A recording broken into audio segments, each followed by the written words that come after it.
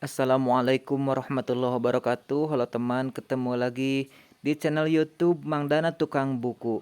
Sekarang kita akan meneruskan kembali novel yang berjudul Oleh-oleh Perjalanan Dinas Suamiku karya Dwi Indrawati. Mari kita lanjutkan ceritanya. Teriakku lantang dengan napas menderu demi menyaksikan apa yang terlihat di depan mata. Sepasang manusia laknat itu tampak sangat terkejut hingga masyarakat refleks mendorong gadis di pangkuannya itu dengan kasar hingga ia terjatuh ke lantai.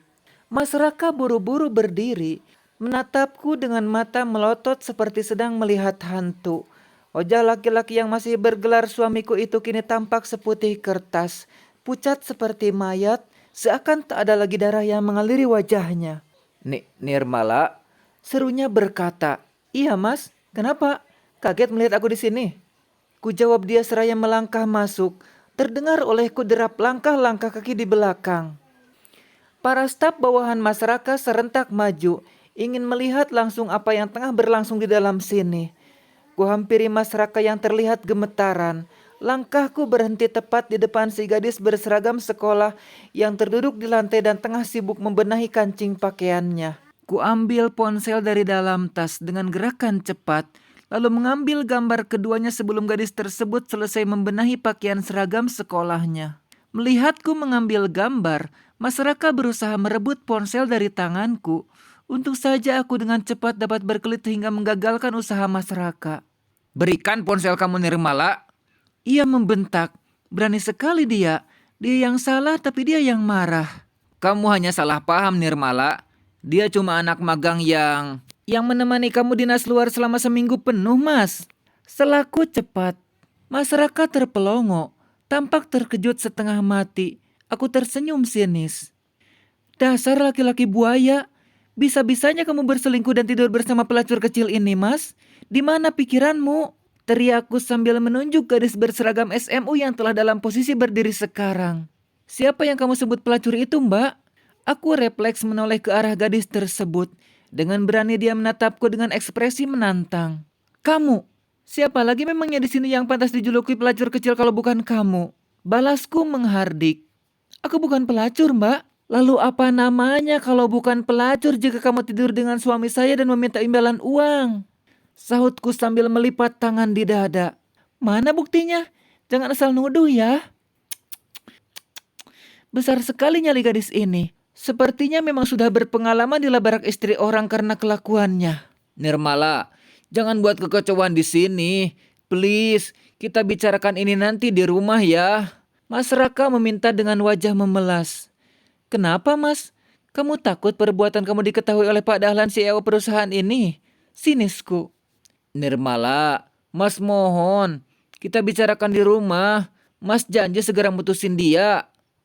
Mas Raka menunjuk gadis berseragam sekolah yang berdiri merapat di sebelahnya. "Abang Gadis itu memprotes ucapan Mas Raka yang pastinya hanya sebatas bibir itu. "Diam kamu. Keluar sekarang juga dari ruangan saya." Bentak Mas Raka pada gadis itu. "Tidak ada yang boleh keluar dari ruangan ini sebelum Pak Dahlan kesini dan melihat dengan mata kepala sendiri bagaimana kelakuan sang karyawan teladan bersama anak magang yang punya sambilan sebagai pelacur di sini." Tegasku sambil bergerak menjegal gadis berseragam sekolah yang hendak keluar ruangan itu. Sekilas kulihat nama yang tertera di bagian dada kiri gadis itu. Mirna Indriani, nama yang bagus, tapi sayang tak sebagus kelakuannya. "Minggir!" sentak gadis bernama Mirna itu ketika aku menghalanginya keluar. "Kamu tetap di sini!" bentakku garang. Sekilas gadis itu tampak sedikit ciut, tapi tatapan matanya tajam menantang. Dia berusaha mendorongku menepi, namun dengan kasar ku balas dorongannya hingga ia terjungkal kembali ke lantai.